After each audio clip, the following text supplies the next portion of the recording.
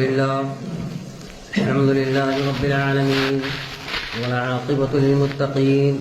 والصلاة والسلام على رسوله الكريم أما بعد فأعوذ بالله من الشيطان الرجيم بسم الله الرحمن الرحيم واصبر نفسك مع الذين يدعون ربهم بالغداة والعشي يريدون وجهه ولا تعد عيناك عنهم تريد زينة الحياة الدنيا ولا تطع من غفلنا قلبه عن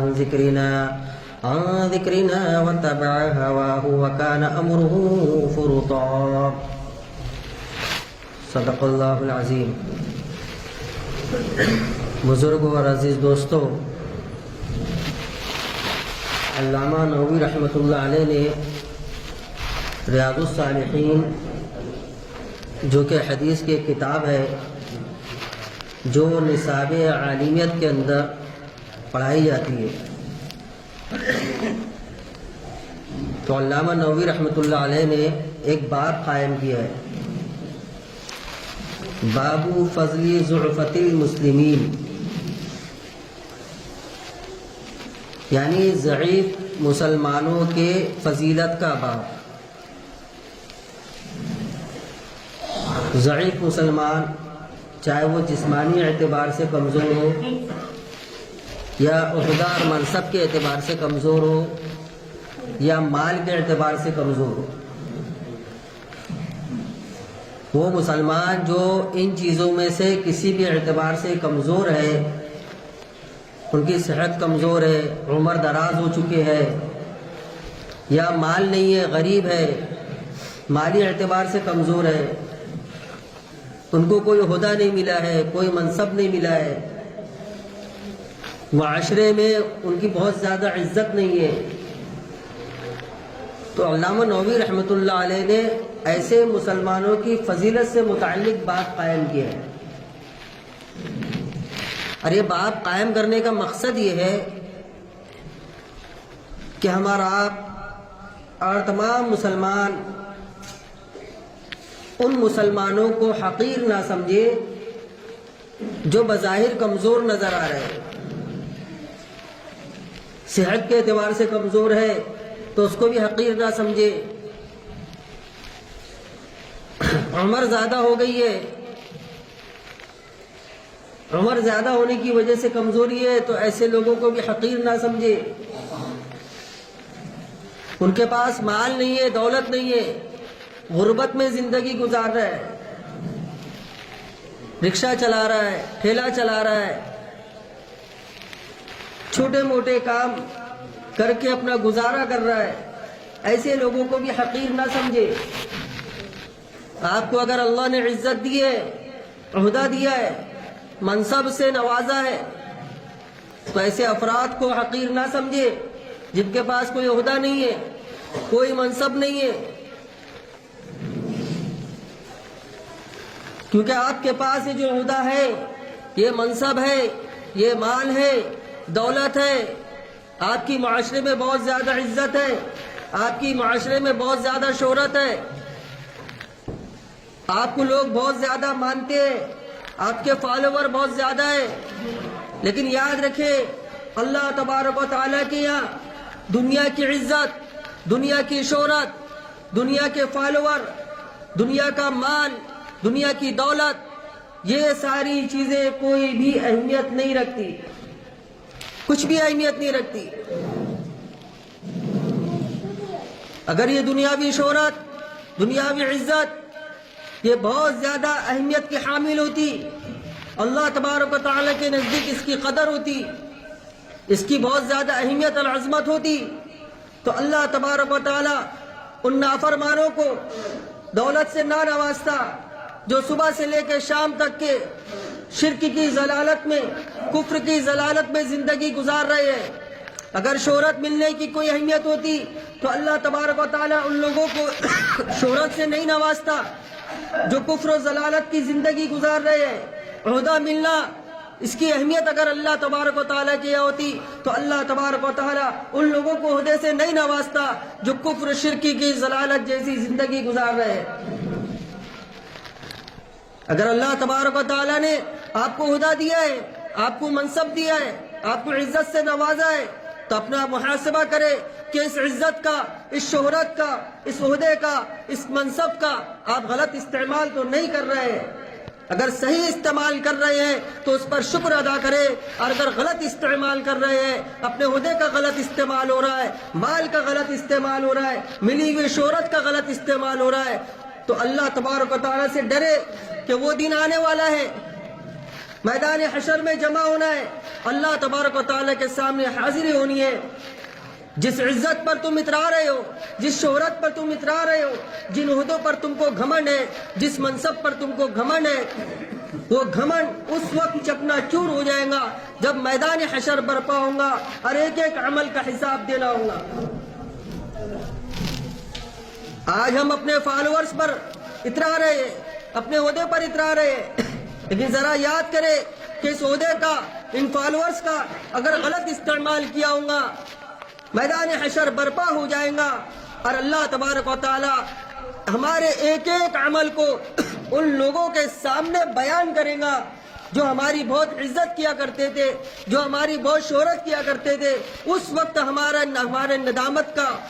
اور شرمندگی کا کیا عالم ہوگا کہ جس وقت یہ پتہ چلے گا کہ جس وقت ان مسلمانوں کو، ان انسانوں کو یہ پتہ چلے گا کہ جن کے ہم عزت کیا کرتے تھے وہ تو زنا کرنے والا تھا، جن کی ہم عزت کیا کرتے تھے وہ عہدے کا غلط استعمال کرنے والا تھا، جن کی ہم عزت کیا کرتے تھے اس نے حرام طریقے سے عہدہ حاصل کیا تھا، جن کی ہم عزت کیا کرتے تھے اس نے حرام طریقے سے منصب حاصل کیا تھا، جس کی ہم عزت کیا کرتے تھے مال و دولت کی وجہ سے اس نے لوگوں کا دل دکھا کر، لوگوں کا خون چوس کر مال کو حاصل کیا تھا، خیانت کر کے مال کو حاصل کیا تھا، یہ ساری عزت، ساری شہرت دھری کی دھری رہ جائے گی۔ تو عزت اور شہرت اور عہدہ اور منصب اس پر اترانا چھوڑے، اور اس پر اترانا اتنے لگ جاتے ہیں، اس پر ہمیں اتنا فخر ہونے لگتا ہے کہ فخر میں ہم یہ بھول جاتے ہیں کہ ہم اپنی عزت اور شہرت کی چکر میں کسی مسلمان کے ساتھ حقارت آمیز معاملہ کر رہے ہیں۔ مسلمان تو چھوڑے، اگر کوئی غریب کافر بھی ہے، غیر مسلم بھی ہے، تو اس کے ساتھ حقارت آمیز معاملہ، حقارت آمیز رویہ اختیار کرنے کی اسلام اجازت نہیں دیتا۔ آج ہم اپنا محاسبہ کریں، ہماری جو محافل ہوتی ہے، ہماری جو مجالس ہوتی ہے، مالداروں کی محفلیں لگی ہوئی ہے، عہدے داروں کی محفلیں لگی ہوئی ہے، مجلسیں لگی ہوئی ہے، لیکن اس مجلس میں اگر کوئی غریب آ جائے، اس مجلس کے اندر کوئی کمزور شریک ہو جائے، تو عہدے اور منصب پر اترانے والا، اپنی عزت اور شہرت پر اترانے والا ناک منہ چڑھانے لگتا ہے۔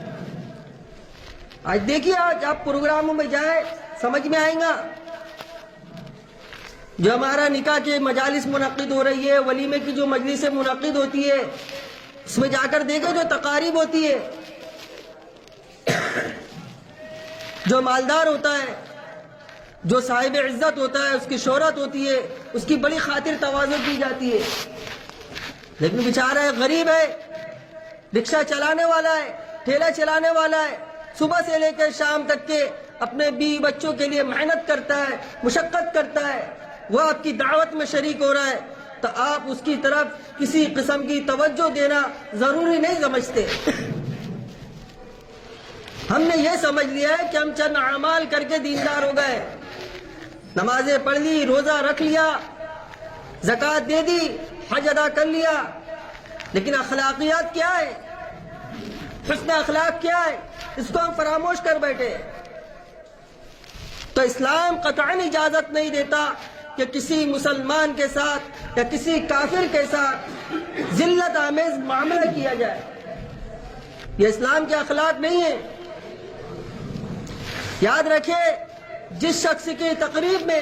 غربا کو بھگایا جا رہا ہو، غربا کے ساتھ حقارت آمیز معاملہ کیا جا رہا ہو، وہ شخص جو غربا کے ساتھ حقارت آمیز معاملہ کر رہا ہے، ان کے ساتھ ذلت آمیز معاملہ کر رہا ہے، یا مالداروں کو پر زیادہ توجہ دے رہا ہے اور غربا کو کوئی اہمیت نہیں دے رہا ہے، یہ اس کے بد اخلاق، بدتمیز اور بے غیرت ہونے کی دلیل ہے۔ علامہ نووی رحمۃ اللہ علیہ اسی طرف متوجہ کرنا چاہتے ہیں، اور اس کے لیے آپ نے باقاعدہ ایک باب قائم کیا، باب فضل ضعفت المسلمین، ضعیف مسلمانوں کی فضیلت کا بیان، اور اس کے تحت علامہ نووی رحمۃ اللہ علیہ نے سورۃ الکہف کی آیت نمبر 28 ذکر کی ہے، جس میں رسول اللہ صلی اللہ علیہ وسلم کو خود اس بات کی تعلیم دی گئی ہے کہ آپ غرباء اور مساکین کے ساتھ اپنے آپ کو روکے رکھیے، ان مالداروں کے چکر میں نہ پڑیے، ان سرداروں کے چکر میں نہ پڑیے، ان عہدیداروں کے چکر میں نہ پڑیے۔ آپ ایسا نہ کریں کہ ان سرداروں اور ان عہدیداروں کی وجہ سے آپ ان لوگوں کو چھوڑ دیں، آپ کی نگاہ ان لوگوں سے اوجھل ہو جائے جو غریب ہے، جو مسکین ہے، لیکن ان کا عالم یہ ہے کہ وہ اللہ تبارک و تعالیٰ کی رضا میں لگے ہوئے ہیں۔ وَاصْبِرْ نَفْسَكَ مَعَ الَّذِينَ يَدْعُونَ رَبَّهُمْ، آپ اپنے آپ کو روکے رکھیے ان لوگوں کے ساتھ جو اپنے رب کو پکارتے ہیں، بالغداۃ والعشی، صبح شام اپنے رب کو پکارتے ہیں، یریدون وجہہ، اور یہ اللہ تبارک و تعالیٰ کو پکارنا اس وجہ سے ہے کہ وہ اللہ کی رضا چاہتے ہیں، اللہ کی خوشنودی حاصل کرنا چاہتے ہیں۔ وَلَا تَعْدُ عَيْنَاكَ عَنْهُمْ، آپ کی نظر ایسے لوگوں سے اوجھل نہ ہو جائے۔ تُرِيدُ زِينَةَ الْحَيَاةِ الدُّنْيَا، اور دنیاوی زندگی کی زینت کو آپ پسند کرنے نہ لگے۔ رسول اللہ صلی اللہ علیہ وسلم کو یہ جو تعلیم دی گئی ہے، یہ رسول اللہ صلی اللہ علیہ وسلم، ظاہری بات ہے آپ صلی اللہ علیہ وسلم کے اخلاق ساری مخلوقات میں جو عظیم اخلاق رسول اللہ صلی اللہ علیہ وسلم نے پیش کیا ہے، نہ کائنات میں اس سے پہلے پیش کیا گیا ہے، نہ پیش کیا جا رہا ہے، نہ کبھی پیش کیا جائے گا، لیکن رسول اللہ صلی اللہ علیہ وسلم کے ذریعے ساری امت پہ تعلیم دی جا رہی ہے۔ اس آیت کا شأن نزول پڑھیے، مفسرین نے لکھا ہے کہ یہ آیت کب نازل ہوئی تھی؟ یہ آیت اس وقت نازل ہوئی تھی کہ ایک موقع تھا، رسول اللہ صلی اللہ علیہ وسلم کے پاس حضرت سلمان فارسی رضی اللہ تعالیٰ عنہ اور دیگر غربا صحابہ اکرام بیٹھے ہوئے تھے۔ حضرت سلمان فارسی رضی اللہ تعالیٰ عنہ بھی غریب صحابہ اکرام میں، اور ان کے علاوہ اور دیگر صحابہ اکرام جو مالی اعتبار سے کمزور تھے یا کوئی جسمانی اعتبار سے کمزور تھا، جن کی کوئی بہت عزت اور شہرت نہیں تھی، ایسے لوگ بیٹھے ہوئے تھے، ایسے صحابہ اکرام بیٹھے ہوئے تھے۔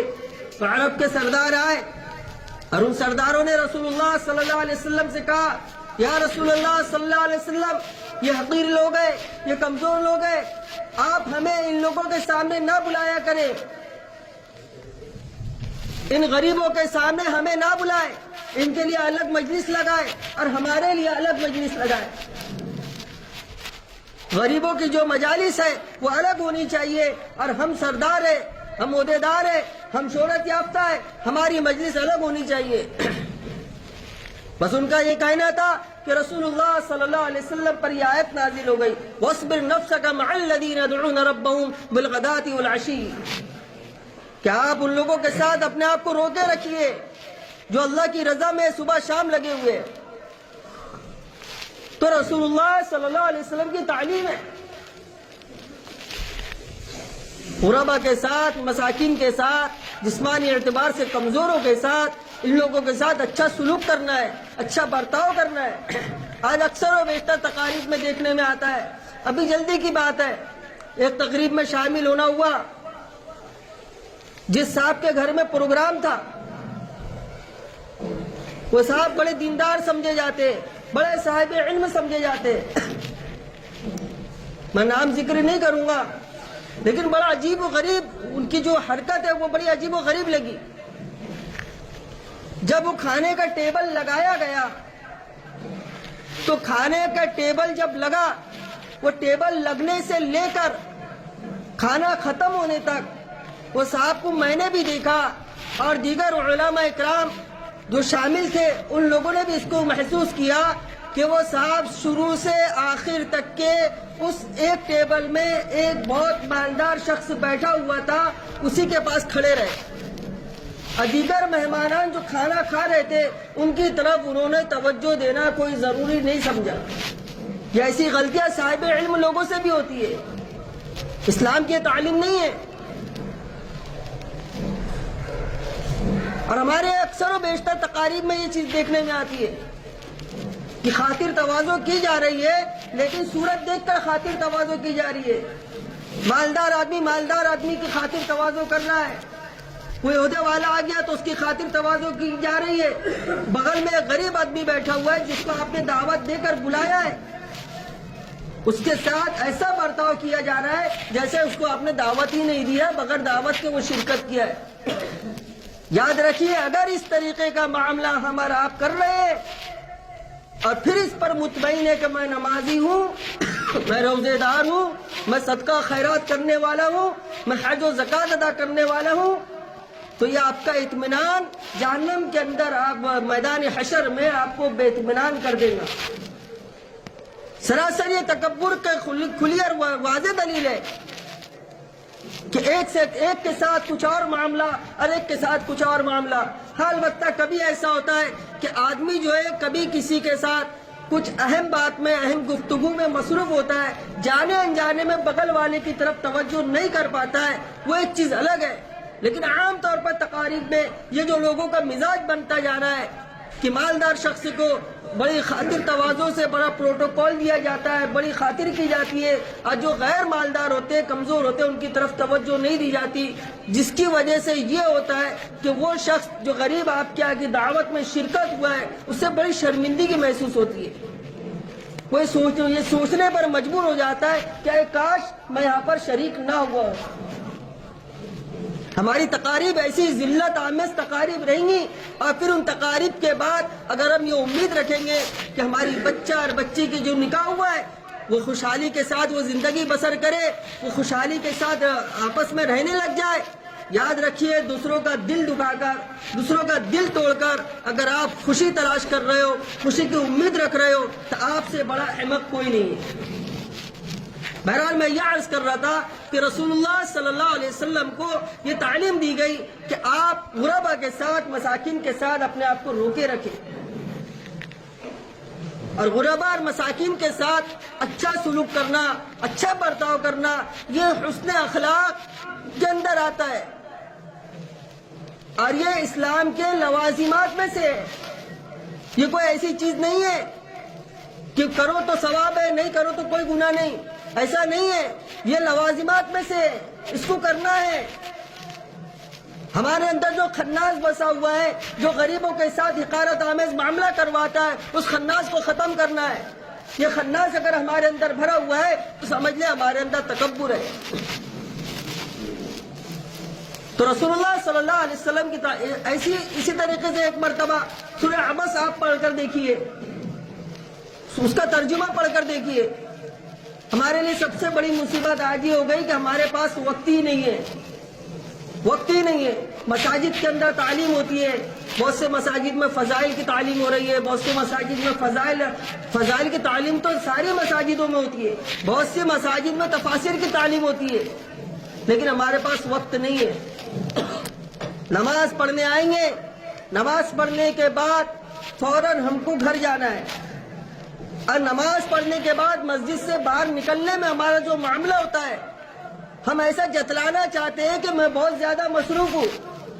حالانکہ مسجد سے باہر نکلنے کے بعد آپ جو تعلیم چھوڑ کر جا رہے ہو، تفاسیر کی تعلیم چھوڑ کر جا رہے ہو، فضائل کی تعلیم چھوڑ کر جا رہے ہو، الا ماشاءاللہ کچھ افراد ایسے ہوتے ہیں جس کی دینی اور دنیاوی مصروفیات ہوتی ہے، لیکن اکثر و بیشتر وہ افراد ہوتے ہیں جو فضائل اور تفاسیر کی تعلیم کو چھوڑ کر ایسا جاتے ہیں کہ اگر وہ نہیں جائیں گے تو ان کا کوئی ایسا کام چھوٹ جائے گا جس کا تبادلہ کبھی ہو نہیں سکتا، جس کا بدل ہو ہی نہیں سکتا۔ اور کرتے کیا جا کر چوکوں پر کھڑے ہیں، غیبتیں ہو رہی ہیں، برائیاں ہو رہی ہے، ایک دوسرے کے عیبوں کا اظہار کیا جا رہا ہے، یہ ہماری مصروفیت ہے۔ اور بہت زیادہ اگر کوئی بازار اور چوک پر نہیں جا رہا ہے تو گھر پر جا کر موبائل شروع کر دے گا، فیس بک پر دیکھیں گا کہ میں نے پوسٹ ڈالی ہے تو اس پر کتنے لائک ملے، یہ ہماری مصروفیت ہے۔ میں نے واٹس ایپ پر اسٹیٹس ڈالا ہے تو کتنے لوگوں نے اس کو دیکھا ہے، یہ ہماری مصروفیت ہے۔ لیکن تعلیم میں بیٹھنے کے لیے ہمارے پاس وقت نہیں ہے، نہ قرآن سننے کے لیے ہمارے پاس وقت ہے، نہ فضائل کی تعلیم سننے کے لیے ہمارے پاس وقت ہے۔ جب دین کو سنو گے نہیں، پڑھو گے نہیں تو معلوم کیسے ہوگا؟ یہ ہماری حالت ہے۔ یہ سوشل میڈیا نے، موبائل نے ہماری امت کو، امت مسلمہ کو کھوکھلا کر کے رکھ دیا. ہر وقت ہر لمحہ کوئی ضروری کام کے اندر بھی اگر مصروف ہے تو اس میں بھی ہم ادھر آگے والا بات کر رہا ہے، اس کی بات بھی سنی جا رہی ہے اور موبائل بھی چلایا جا رہا ہے. رمضان مبارک میں دیکھ لے، مساجد میں نے یہاں تک کہ دیکھا تراویح چل رہی ہے، حافظ صاحب قرآن پڑھ رہے ہیں اور ادھر واٹس ایپ اور فیس بک چلایا جا رہا ہے پیچھے بیٹھ کر. یہ بے ادبی ہے،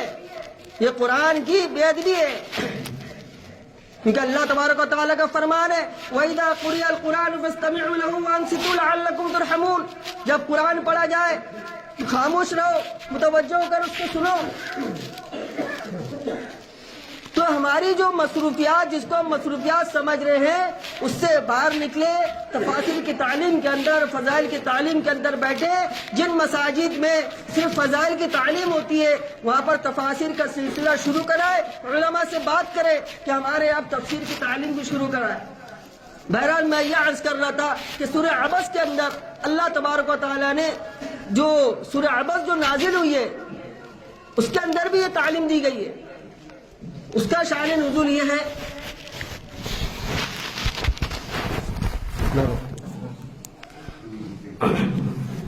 اس کا جو شان نزول ہے حضرت عبداللہ ابن ام مکتوم رضی اللہ تعالیٰ عنہ سے متعلق واقعہ ہے.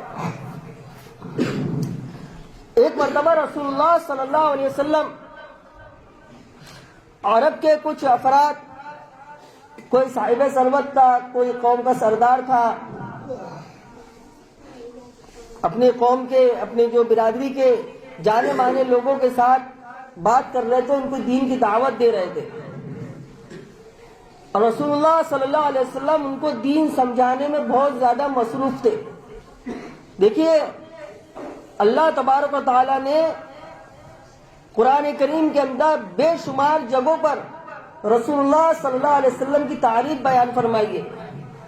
کئی آپ کو مدثر کہا، کئی مزمل کہا، طٰہٰ کہا، شاہد کہا، مبشر کہا، اِنَّا أَرْسَلْنَاكَ شَاهِدًا وَمُبَشِّرًا وَنَذِيرًا. بے شمار جگہ رسول اللہ صلی اللہ علیہ وسلم کی تعریف کی. اور اللہ تبارک و تعالیٰ کو سب سے زیادہ محبوب اگر کوئی ذات ہے وہ رسول اللہ صلی اللہ علیہ وسلم کی ذات ہے. لیکن رسول اللہ صلی اللہ علیہ وسلم کو اللہ تبارک و تعالیٰ نے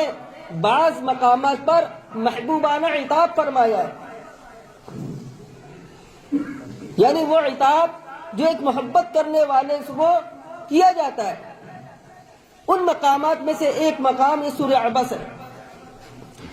تو رسول اللہ صلی اللہ علیہ وسلم عرب کے ان صاحب ثروت اور سرداروں کو سمجھانے میں مصروف تھے. عبداللہ ابن ام مکتوم رضی اللہ تعالیٰ عنہ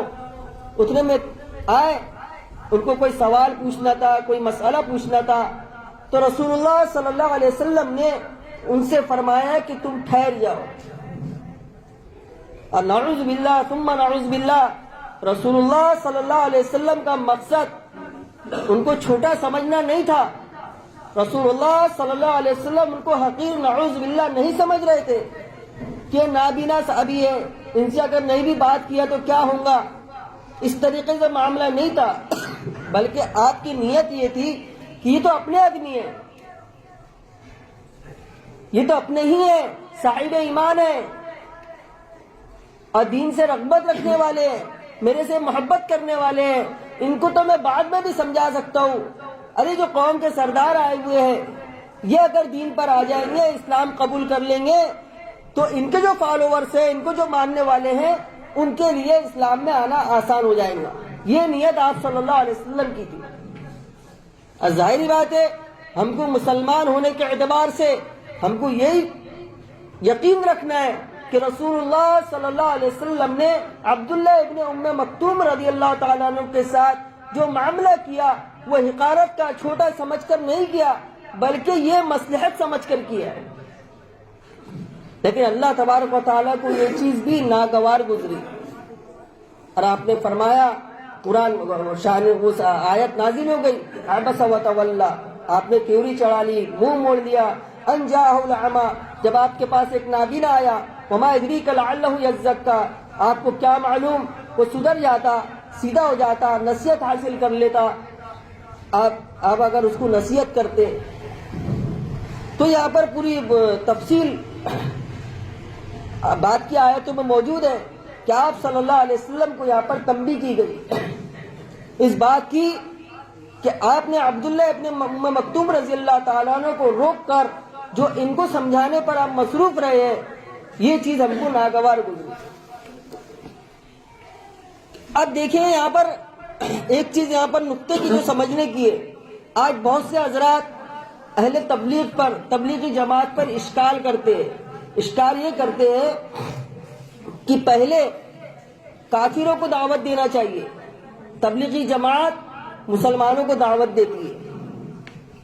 اور دلیل کیا دیتے ہیں؟ دلیل یہ دیتے ہیں کہ جو کافر ہے، جو اسلام میں داخل نہیں ہوا ہے، اس کو ہدایت کی زیادہ ضرورت ہے، اور جو مسلمان ہو چکے ہیں، اسلام میں داخل ہو چکے ہیں، ان کی بنسبت ان کو ابھی ہدایت کی اتنی ضرورت نہیں ہے، کیونکہ صاحب ایمان ہے۔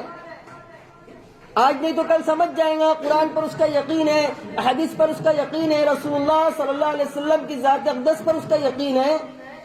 اور اگر بغیر عمل کے مر بھی گیا تو ایک نہ ایک دن تو جنت میں چلا ہی جائیں گا۔ لیکن جو کافر ہے ان کو اسلام کی طرف لانا بہت ضروری ہے، یہ ایک اعتراض ہوتا ہے۔ تو اصولاً بات تو صحیح ہے، اصولاً بات تو صحیح ہے، لیکن صحیح بات کو غلط جگہ پر بولا جا رہا ہے۔ کیسے غلط جگہ پر بولا جا رہا ہے؟ اب اگر ایک شخص ہے وہ کینسر کا مریض ہے اور ایک شخص ہے وہ زکام کا مریض ہے، اس کو مثال سے سمجھو۔ ڈاکٹر کے پاس دونوں شخص جا رہے ہیں، کینسر والا بھی جا رہا ہے اور زکام والا بھی جا رہا ہے، تو ڈاکٹر پہلے کس کا علاج کرے گا؟ پہلے کینسر والے کا علاج کرے گا، پھر بعد میں زکام والے کو دیکھے گا۔ تو دعوت دینے کے لیے پہلے کافر بھی بیٹھا ہے اور ایمان والا بھی بیٹھا ہے، تو اصول کے اعتبار سے پہلے کافر کو دعوت دی جائے گی، بعد میں ایمان والے کو دعوت دی جائے گی۔ لیکن اب کینسر اور زکام کا جو مریض، دو مریض ہے، ایک زکام کا مریض ہے وہ علاج کرانا چاہتا ہے، اور کینسر کا جو مریض ہے وہ علاج کرانا ہی نہیں چاہتا، تو علاج اس شخص کا مقدم ہوتا ہے، پہلے کیا جاتا ہے جو علاج کرانا چاہ رہا ہو، لیکن جو علاج کا مخالف ہی ہو اس کا علاج کیسے کیا جائے؟ تو پہلے کس کو دیکھنا ہے، پہلے کس کو نہیں دیکھنا ہے، یہ طلب پر ہے کہ طلب کس کے اندر ہے۔ اور اس سورہ کے اندر یہی چیز بتلائی گئی ہے کہ طلب جس کے اندر ہے اس کو پہلے دیکھا جائے، اس کی طرف متوجہ ہوا جائے۔ اور ظاہری بات ہے صاحب ایمان ہوتا ہے، جس کا قرآن پر یقین ہوتا ہے، رسول اللہ صلی اللہ علیہ وسلم کی ذات اقدس پر جس کا یقین ہوتا ہے، اس کو اندر سے طلب ہوتی ہے کہ مجھے ہدایت کی طرف جانا ہے، لیکن اس کے قدم نہیں بڑھ پاتے۔ اور جو کفار ہیں وہ ظاہری بات ہے جب قرآن ہی کو نہیں مانتے، وہ اپنے آپ کو بیمار ہی نہیں مانتے، تو ان کو کیسے مقدم رکھا جائے؟ تو تبلیغی جماعت کا مسلمانوں کو دعوت دینا کتنا صحیح ہے اور کتنا صحیح فیصلہ ہے ہمارے اکابرین کا۔ آپ اس سورہ کی تفسیر اگر پڑھیں گے، معرف القرآن آپ پڑھ لیں، پورے اشکالات ختم ہو جائیں گے۔ بہرحال میں یہ عرض کر رہا تھا کہ رسول اللہ صلی اللہ علیہ وسلم کی جو تعلیم ہے وہ یہ ہے کہ اگر کوئی کمزور ہے، جسمانی اعتبار سے کمزور ہو، صحت کے اعتبار سے کمزور ہو، مال کے اعتبار سے کمزور ہو، تو آپ مالدار ہو کر اپنے مال پر، اپنے عہدے پر